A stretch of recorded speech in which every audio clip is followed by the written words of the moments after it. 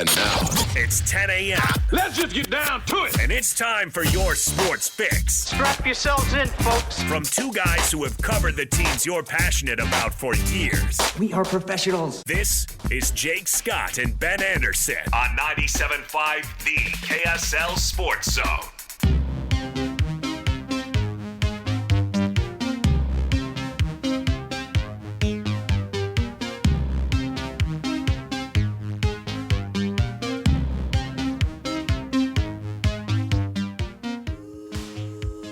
Jake and Ben, happy Monday, 97.5 The KSL Sports Zone. Jake Scott, Ben Anderson. What's going on, Ben? Doing well. How are you? Yeah, I'm good. How was your weekend? Good times? Rainy, for the most part. Yes, it was. I did notice that. Hosted a little gathering Friday night. That was fun. What, like a kegger? No, kind of a end of season for some of the basketball people. So it was fun. So, kegger. Not quite. No? Can you even get those in Utah? No, but I mean, Wyoming's not that far. In the rain. No one's driving to Wyoming in the rain. It was rainy all day Friday. So no, not that. But a good little event. Nice put the bow on the end of the season. How was your weekend? It was good. No, ultimately it went well, but it was fairly chaotic. Happy third birthday to my daughter Maggie. Oh, yeah. Which is today. Wow, So, very exciting. Excited about that. But we had a party for her little friends on Saturday, and the rain was really inconvenient because we had it at our house, but we were gonna have outside activities, for the little kids, and but we had to go inside, but that turned out fine.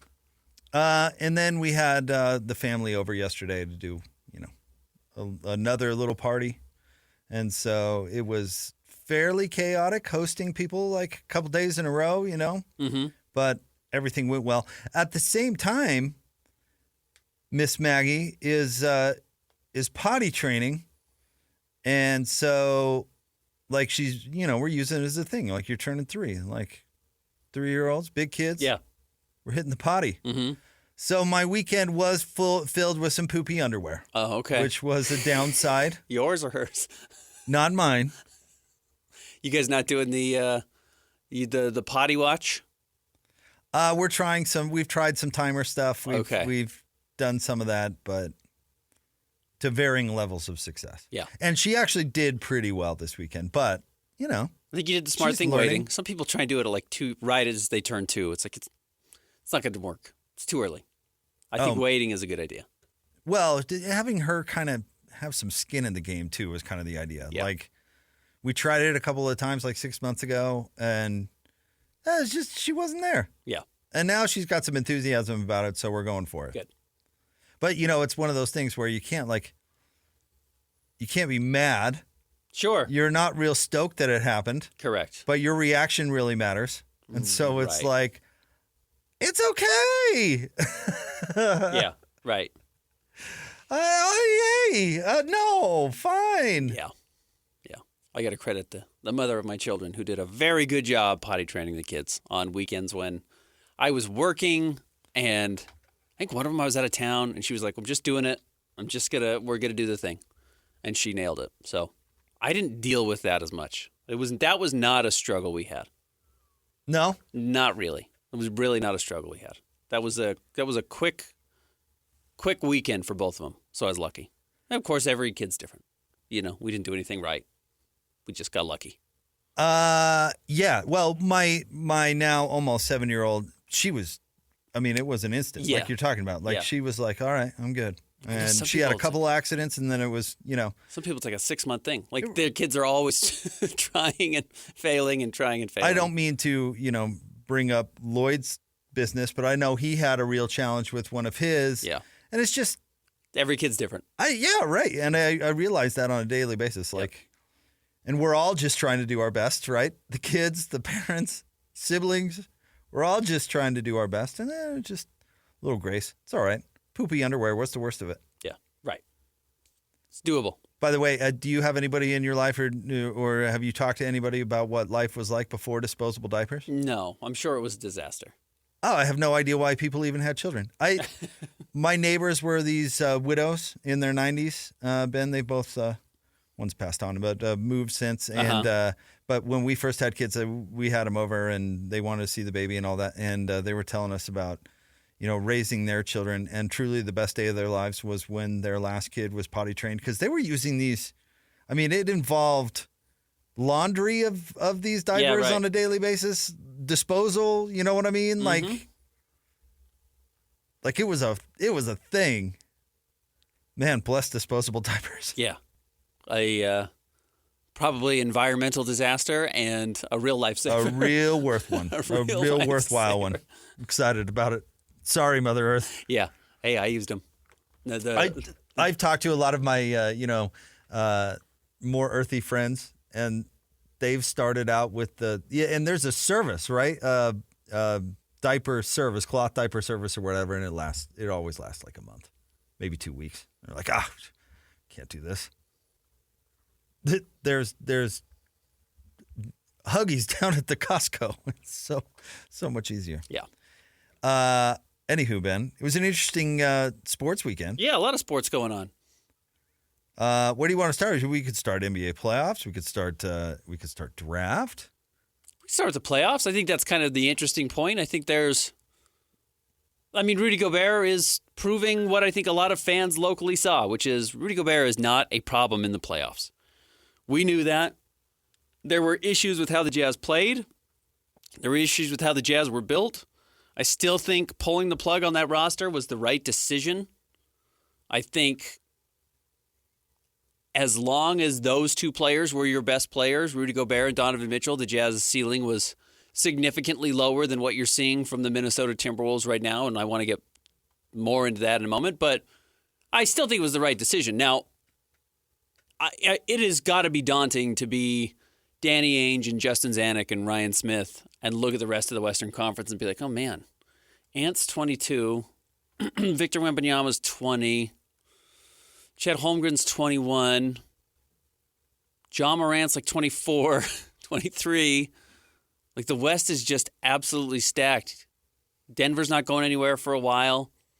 Just like how do you make noise in this conference? When is this door going to open for you again there where you have a chance to have even one of the 10 best players, not in the NBA, in the conference?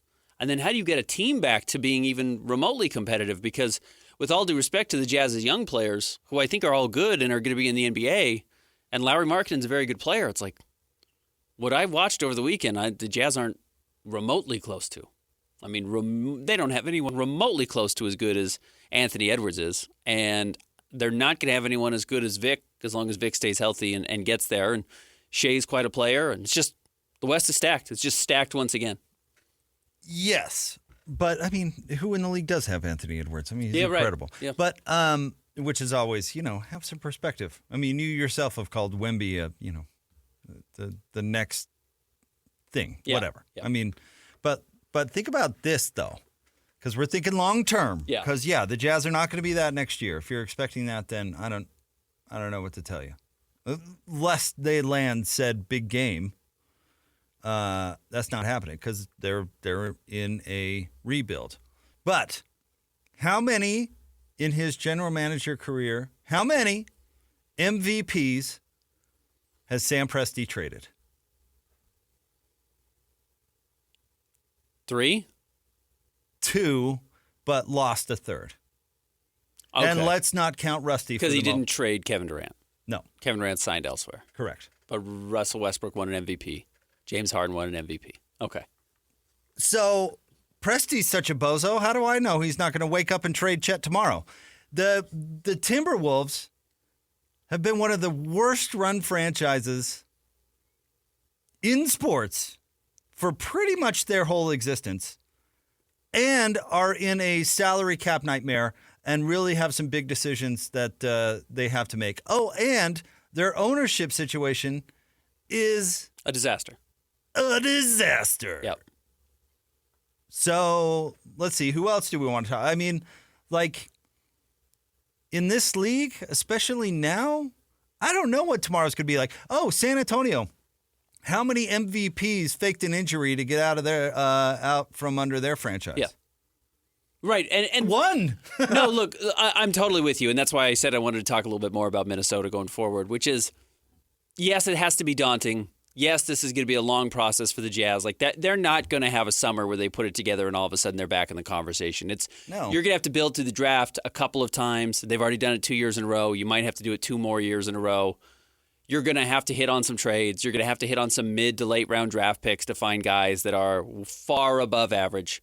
Like there's a lot of work that has to be done for the Jazz to get back in this conversation, and I don't think it's going to happen in the next 12 to 24 months. It's just this process is going to be pushed out quite a while because of the rest of the NBA. Now, the league, 18 months ago, it wasn't even that long ago. Guess it wasn't. It was when this whole second apron stuff started to pop up. It is designed specifically, the new CBA, to prevent these teams from running the league for 8 straight years. Yes. It is specifically designed to make sure that you get to a point where you start getting really good, and you're going to lose players as a result because they're all going to want to get paid, and you simply are not going to be able to afford to pay them. They're going to have to go elsewhere if they want to get fair market value. Now, if you get a bunch of guys who want to sign below market value, which very rarely happens, fine, you can keep your team together. It's not going to be the case. It is designed to make sure that you do not have Steph Curry, Klay Thompson, and Kevin Durant on the same team. Right. Specifically. Exactly. Like they created that rule in response to that team. So I don't think you're going to have these teams keep these super teams together that are in the process of building right now for a very long period of time. Now, we can go piece by piece and pick apart where these teams have fatal flaws. And we can start last night with Minnesota, who was awesome and honestly might be a true contender this year. I mean, they're going to give Denver a hell of a series coming up in the next round. They might beat Denver. I still think having Jokic is the difference. And look, Minnesota beating a very, very flawed Suns team, which we've talked about all year long, how flawed Phoenix that is Suns terrible. is. I mean, that's not a championship by itself. You can't have 3 max players and then have anybody else on the team. Yeah. And you can't that's an example. And those 3 guys specifically are so poorly put together. Yeah. But regardless, it doesn't work. We can talk about the big picture and what the long run looks like for the Minnesota Timberwolves and say, well, 2 years from now, Mike Conley's going to be quite old. Rudy Gobert is going to be pretty old. He's not as old as Mike is, but he's going to start to lose it. Traditionally, centers of that ilk start to drop off dramatically quickly. You remember DeAndre Jordan was a big deal for a while, and then DeAndre Jordan woke up one morning and basically couldn't play basketball anymore. Was totally unimpactful. And then they're going to run into the salary cap issues of they're going to have to get rid of Cat, who was awesome last night. Credit to Cat. They'll probably keep Anthony Edwards around as long as he's willing to stay in Minnesota. But last night, to me, even watching their social media, felt exactly like the Jazz beating the Oklahoma City Thunder with Donovan Mitchell and Rudy Gobert and Donovan's rookie year and everyone being like, oh man, this team's going to be together forever. Like the Jazz have their next iteration. They've got all these young players. They still have draft picks. They're awesome. They're going to be the real deal. And that was, 5 years ago? None of those players are on the team anymore. Like that is how quickly the NBA changes. And you're only 1 or 2 playoff disappointments away from all this excitement that you have after winning a series like the Timberwolves did last night, being totally dashed and not hitting the reset button. Maybe they don't do it as dramatically as the Jazz did. But like you said, how quickly things change in the NBA and how difficult it actually is to see it through to win a title. Could I get lost in the weeds on something with you for a second? Your take on bigs? Because like bigs like Dikembe Mutombo played great basketball until they were like 105. Yeah. Because their value was evident and really didn't deteriorate because, like, Dikembe Mutombo could always be a rim protector. Yeah. And a big physical big. And he was enough on offense that you could play him. I would argue that DeAndre Jordan didn't forget how to play basketball. He was never that great, and the league passed him by because he could never shoot free throws. Sure. And so all of a sudden, the league figured out, well, you can't play this guy. If he can't shoot free throws, you can't play him.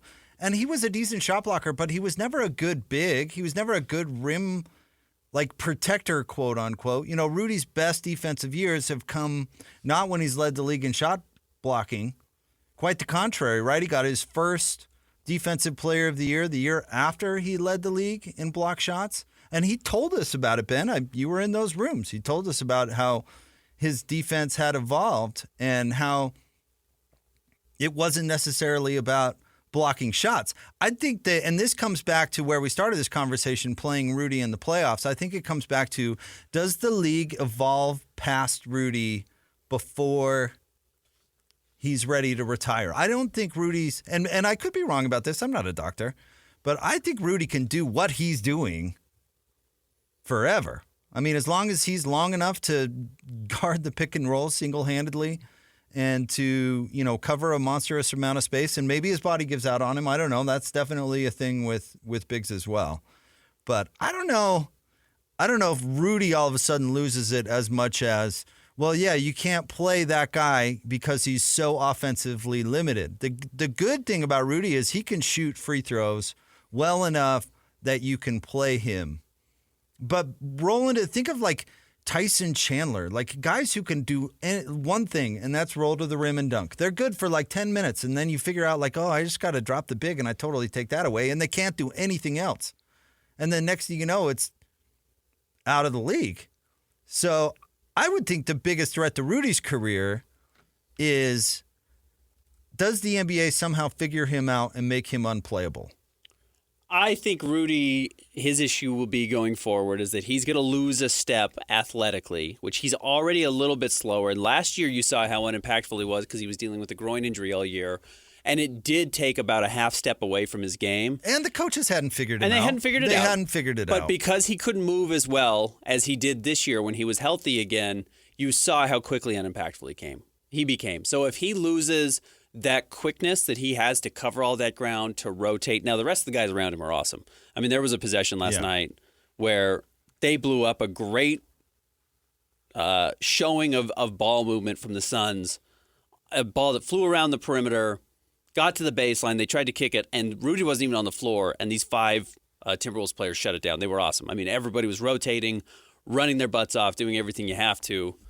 But if Rudy slows down a little bit, I think it will have a major impact. I think we will see it. But he is not going to do, like you said, Tyson Chandler, DeAndre Jordan, where those guys turned 31 and totally fell off the map because they could just no longer run and jump like they could. The biggest threat to Rudy's career is the issue of, what do you do when everybody on the floor can shoot a three?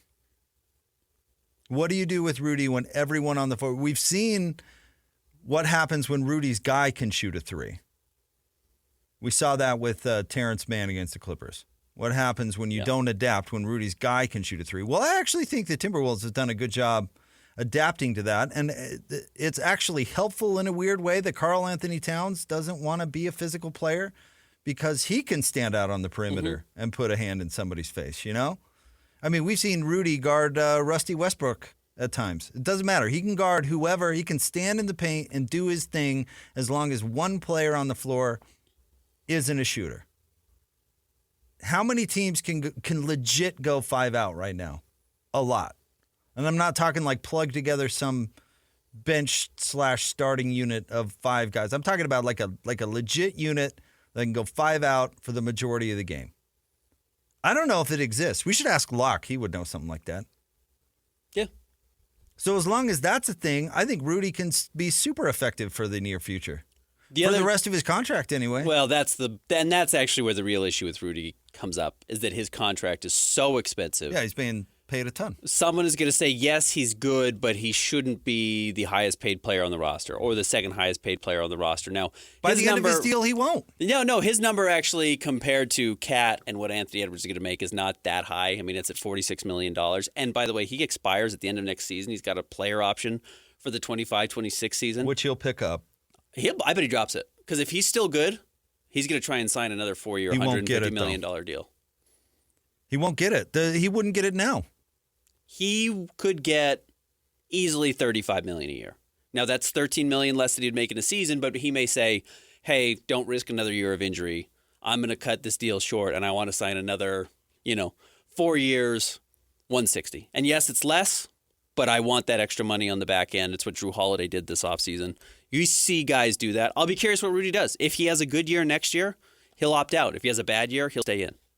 But that's going to be where his issue does start to crop up. People are going to say, well, what's he actually worth? Because he's absolutely critical to what the Timberwolves do And they're still, I think, going to start to prioritize their future. And again, you're one playoff series loss away from all this goodwill that they have not feeling so good anymore.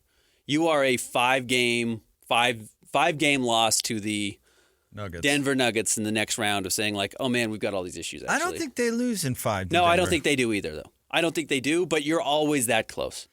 I think that what they do with Karl Anthony Towns will be really fascinating. Because I don't think they can move Rudy. I mean, they could, but I mean, not in like an advantageous way. You know what I mean? Like anybody's movable. But if Rusty Westbrook proved anything, is you can trade anybody. Yeah. But for an advantageous trade, a trade that can make you better, I don't think they can move Rudy.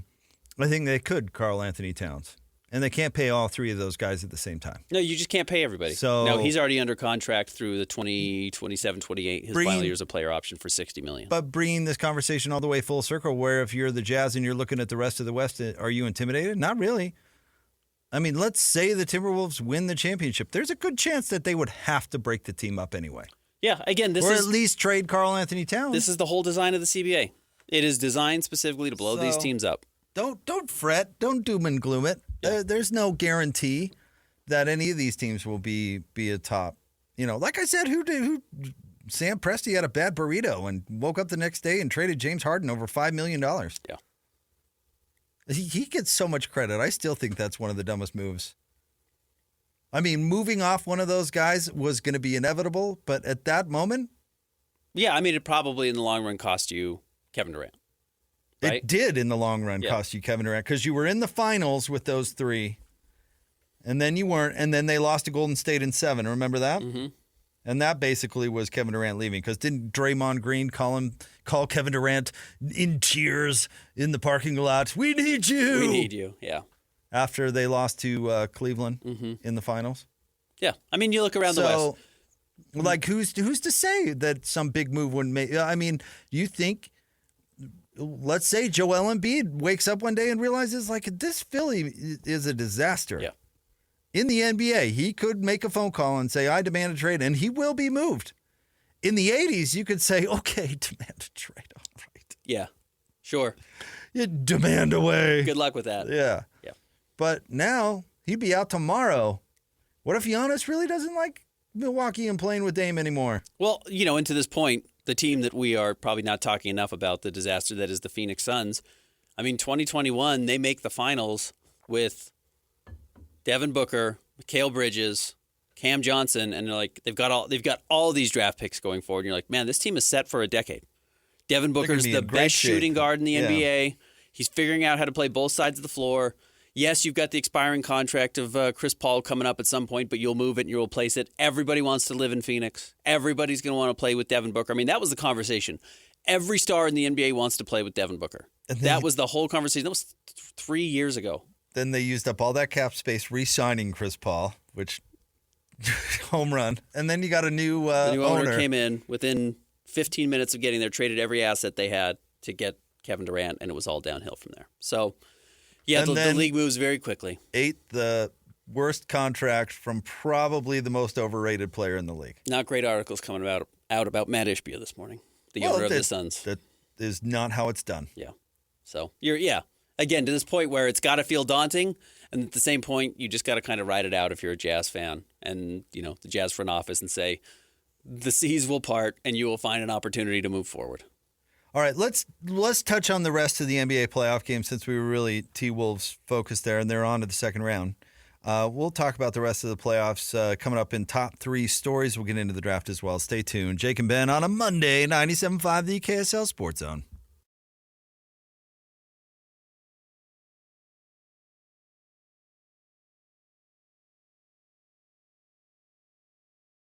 Break down the biggest stories of the day. Let's go.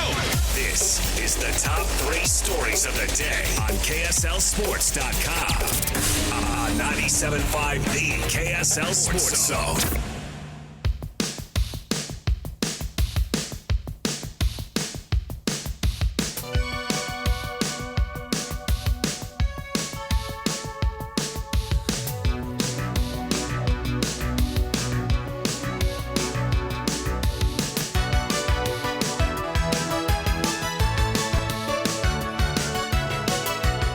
Shake and Bend 97.5, the KSL Sports Zone. Time for the top 3 stories of the day at KSLSports.com. Brought to you by J. Brooks Jewelers. 2 locations to serve you. One on Winchester Street across from Fashion Place Mall. The other at Traverse Mountain in Lehigh. All right, Sarah, where are we starting today? Number 1, 7 local players selected in the NFL draft. How much draft did you watch? None. I watched quite a bit Saturday as well. I didn't have as much on Friday. Watching more playoffs. I had birthday duties, as I mentioned, and happened to catch some NBA playoff action, but had a tough time with the draft. Everybody went to the Broncos or the Bills, so pretty easy to follow. Yeah, right? What's the deal there?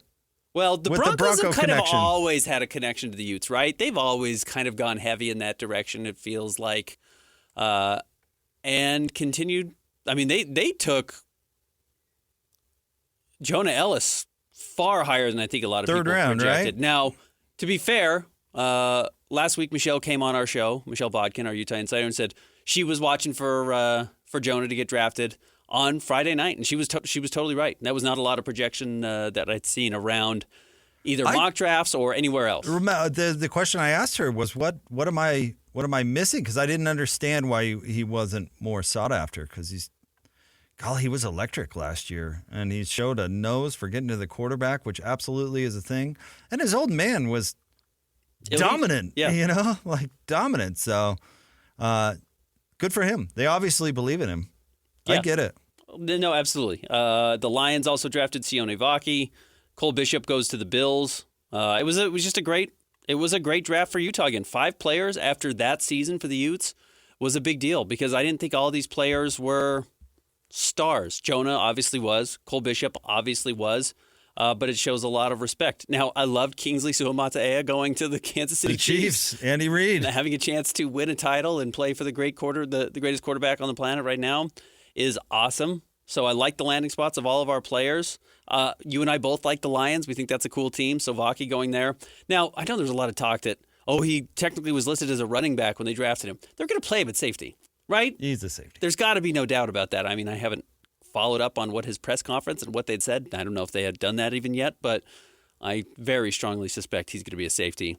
Devon Vele goes to the Broncos as well. They had a lot of success with Tim Patrick, who has some Devon Vele comps. So we will see. We'll see how that all works out. I'm happy for all those players, though. It's incredible to get drafted and have an opportunity to make a living doing this, rooting for all of them. Yeah, it's really cool. I mean, I think it's a compliment to the level of college football that's played around here. And, of course, that you got to keep that going, and that's recruiting, and the college landscape is changing and all those things. But BYU had a run there for 10 years where they did not send players to the NFL. It really, admittedly, Bronco did say that it was not the goal of the program. Bronco did not. You were not necessarily coming into BYU to develop for the NFL. That was not that. I mean, that was fine, right? But that was not his priority, right? Other things were going to be his priority. He was a developer of men, Ben, which is fine. But you know what?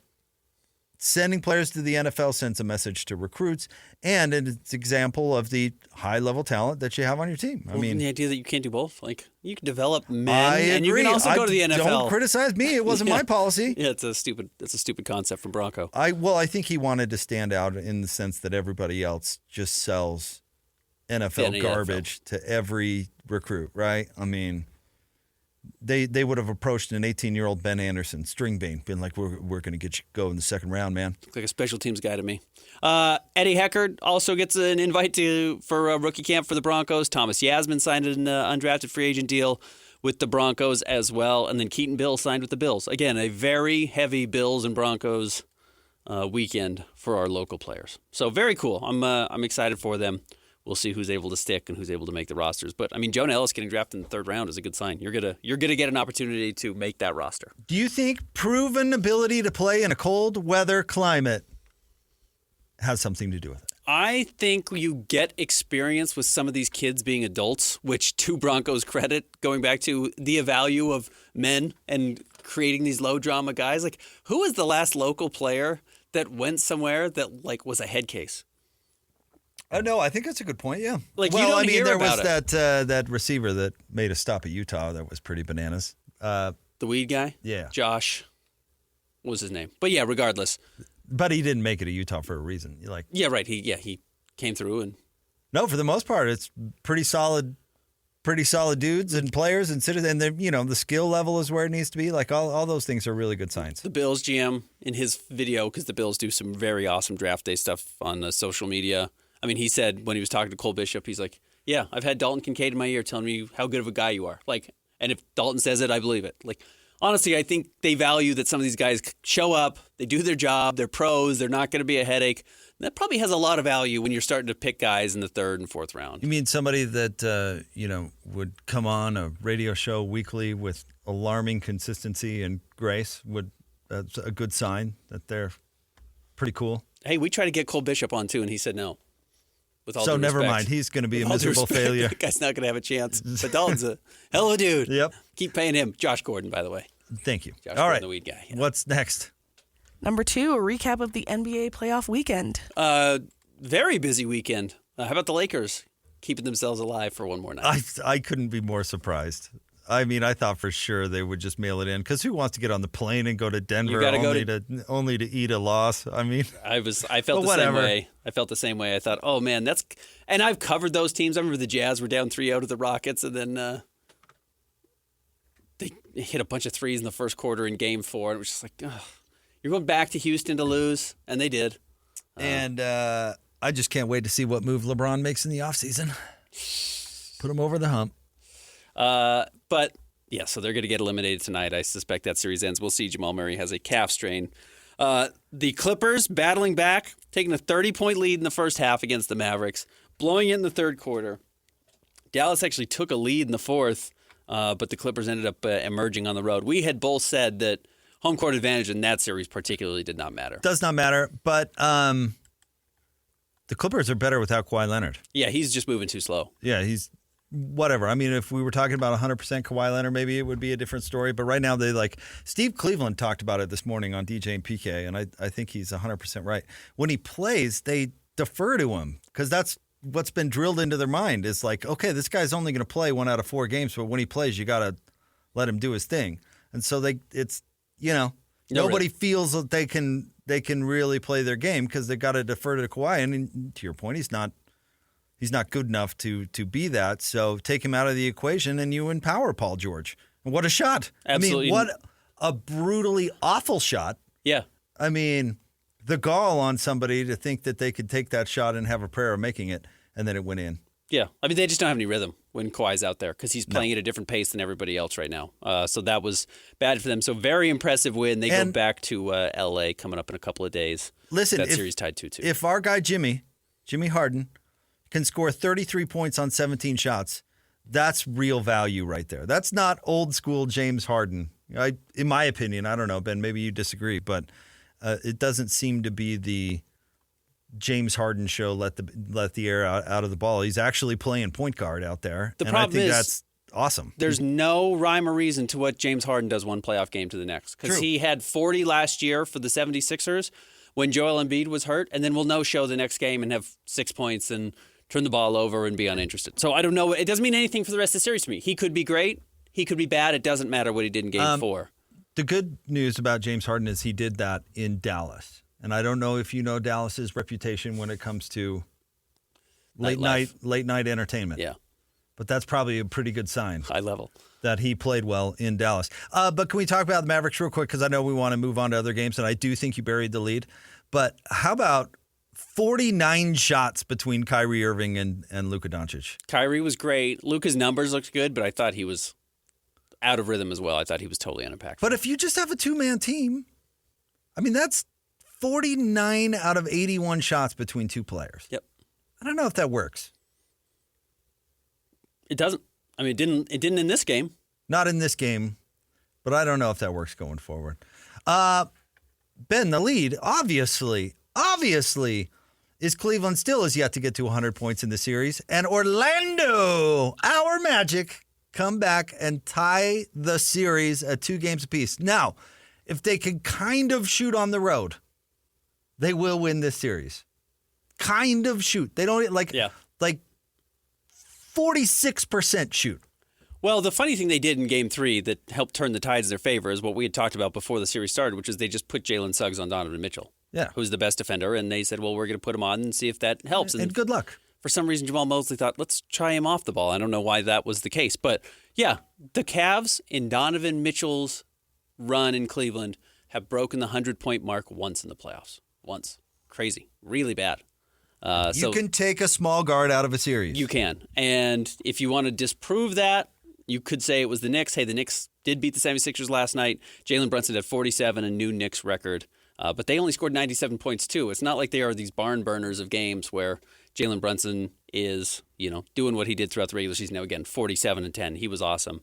I'll have a hot take about Jalen Brunson we can talk about coming up in the second hour if we want. Honestly, the 76ers are surprisingly flawed.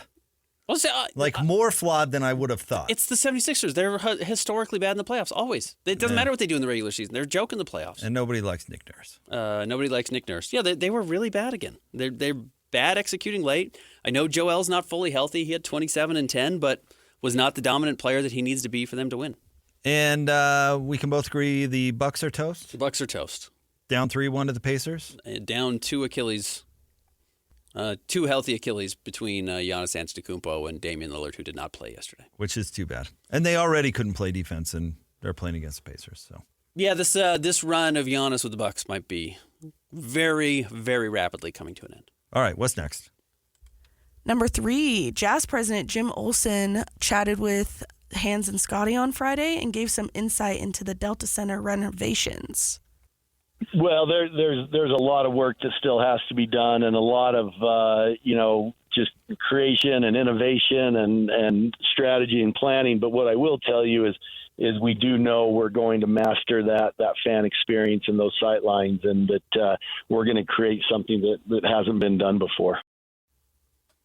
Pretty cool. And Jim's entire conversation, I thought, was really great on Friday on Hans and Scotty.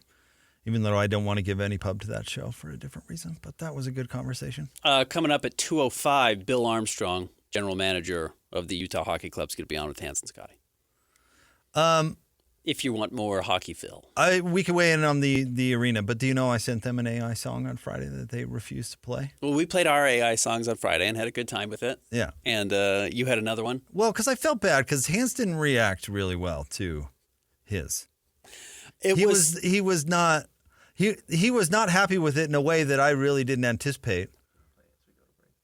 I mean, because you can like I make jokes about Hans not being as good as Merlin Olsen, but it's Merlin Olsen. Yeah, right. Merlin's the best who's ever done it. He's the best who's ever done it. He's like a living legend. I think that's actually part of what makes it funny. But he was like, he didn't like the Rock part in a sense that he didn't want Rock to get like a big head. A big head. Like Rock ain't there yet, that kind of thing. And so anyway, he didn't love it. So I did one about Lloyd that I thought was really funny. You and Carl and Dave wrote a song. We wrote a song about Lloyd, and somehow that didn't make it onto the show. Didn't make the air. I thought it still needed tweaking. Oh, I did a new one. Oh, okay. You and Carl got together after the show and wrote a new one. We jammed one out. Do you want to? We can play it, but we don't have to play it in the second hour. We don't have to play it now. We can play it in the second hour. But I'm kind of bent. I felt ignored. I was like, I was doing something to help the content of their show. I think it's really funny, but it's about Lloyd, so of course it's going to get buried, right? Well, I'll tell you, I'm all in on hockey. I'm excited to hear this Bill Armstrong interview coming up at 2:00. I'm excited to see what they do at the Delta Center. But all these things that I think people are nitpicking over and worried about, like jerseys and like names, it's got an NHL team. I'm so excited to have them here. I can't wait to get to know the players better from a fan perspective, from a media perspective, see what type of role they're going to carve out for themselves in Utah, the team and the players and the coach and the GM. And we're already seeing it starting with Bill Armstrong coming up today at 2:05. Very cool. All right. And I'm excited about the reno. The project sounds huge and awesome. Just a cool $700 million plus. And then I want to see what it does to downtown. Certainly to have a big effect on it. Right now, there's a giant building across from the arena that is vacant, and that doesn't make any sense. It needs to be bulldozed. And the convention center is right there. I know there's some delicate stuff with the Japanese church, which I get that you got to navigate for sure. Yeah. But yeah, the convention center is right there. Connect it all. Make it really cool. But you're right. There's that big vacant building that the Delta Center is facing. That's just doing nothing. Let's gut that thing. Not my money, but do something with it. And the Park Place, which is incredibly convenient to have a parking lot that size right there. But, I mean, you could use that. And that's technically owned by the Church of Jesus Christ of Latter-day Saints, I think. I don't know. All right. Should we play the hand song going out? This is the hand, what is it called? Second Chances? All right, let's go ahead. Got a story about a man named Hans. Used to play ball, had big dreams and plans. But he wasn't as good as his uncle Merlin. Always felt like he was just a throw it in. Now his son Rock, he was just a throw it in. Now his son Rock, he's the real deal. Gonna take the field, show him how it feels. Hans had his time, but now it's Rock's turn. He's gonna make his mark. Let the world learn.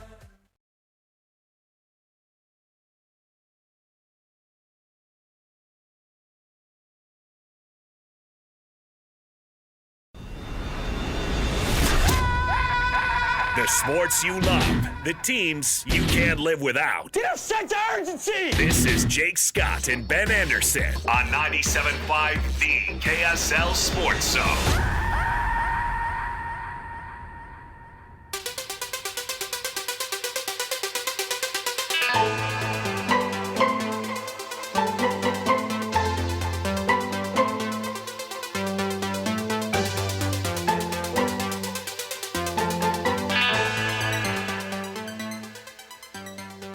Jake and Ben, 97.5, the KSL Sports Zone. The 50 segment is brought to you by Peach Doors and Windows, Utah's premier door and window retailer, combining beauty and technology on doors and windows since 1993. Call them today for your free in-home estimate, 801-566-1255. Peach Doors and Windows. I hate evaluating things at work. I like my job. Why do I have to ask for something negative? I don't know. You've got a work feedback thing? Yeah, I got a work feedback thing going on that I'm viciously overdue on. Yeah, and they don't want you to say, everything's good. Like, we're having a great time. But I mean, there's so many terrible things I can say about Lloyd, but I don't want to. You don't want to just run Lloyd, and then they'll know it's you. Because you're the only one who seems to consistently have a problem with Lloyd. I actually have zero problem with Lloyd. You know, man, I've known Lloyd for now 25 years. Going back to your days at Sears. And Lloyd does a good job. Honestly, through all the ups and downs of the radio business, things are good. Got a good show going, Ben. Working for a great company. Yeah, we're happy. Working with Lloyd and Nate is and all the way on up. We're the opposite of the Phoenix Suns right now. Super supported too. I mean, one of these questions what can we do to support you? I don't know. You guys are doing a pretty bang up job. Honestly. You know what? Honestly, can I tell you what to put in there? Wider parking spaces. Oh. That's my only complaint. Put it in there. Put in wider parking spaces. Wider parking spaces. We should all get together, and every one of us in this complain about the size of the parking spaces downstairs. And less reserved parking spaces that don't get used. Yeah. Sorry, LDSBC. Sorry, Business College. You guys are taking up more spots than you're worth. I think we should just bump the Des News. Whatever it is. Yeah, whoever. Yeah. Only floor 2. Everyone on floor 2, we're on the second floor here, gets... top-notch spots. Gets better spots. So that we should all complain about the size of the spots. Because if everybody does it, they'll be like, we got a real problem downstairs. I feel like they could sacrifice, God, I wonder what it'd take. Sacrifice 15 spots to make every spot 6 inches wider. Yeah, 6 inches wider on either side would really go a long way.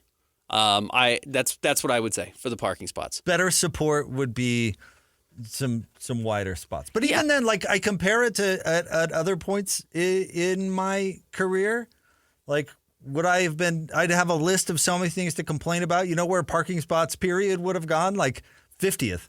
Now that's gone up to number 1, which is a good sign. That's a really good sign. It's a good sign. Yeah, right. Life's good. Hey, it's the opposite, like I said, of the Phoenix Suns, who since getting eliminated last time, they came in at 10:30, right? That was the late game for the Suns. There is an article about how Matt Ishbia is an absolute idiot and makes all the decisions by himself, and doesn't know what he's doing. He's the owner of the Suns.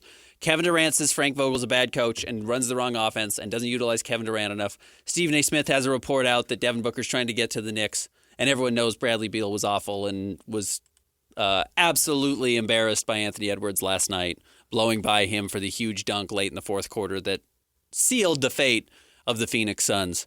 I mean, that's 4 stories within 12 hours about what a disaster this team is. And it's exactly what I think Danny Ainge was afraid of with the Utah Jazz getting here, which is, all of a sudden we're expensive. And even if you've got a good young player, because Devin Booker and Donovan Mitchell are not all that different. If you want to say Devin Booker's a better player, fine. If you think Donovan's better, fine. Whatever.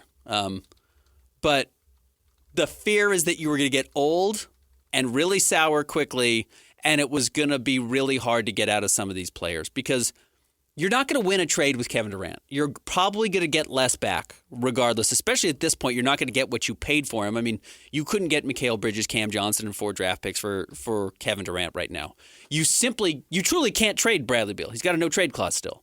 He's not going to accept a trade elsewhere, and no one's going to take him. So that's unmovable. I mean, you're at the point where now you probably have to trade Devin Booker in the next 18 months, which is crazy to think of where they are, but none of them seem to like each other. No one wants to be in Phoenix anymore. And that situation is going to end up with a reputation of a bad owner who people aren't going to want to go play for. It's a disaster. You can say the Jazz are in a bad spot. I get it. The Jazz are not in a prime spot in the NBA. They are in the bottom third of positions in the NBA as far as teams trying to compete and how to get back there. But it could be a lot worse. You know what's funny, though? To connect our conversations, if I were James Jones submitting my critique, be like, well, he's not Robert Sarver.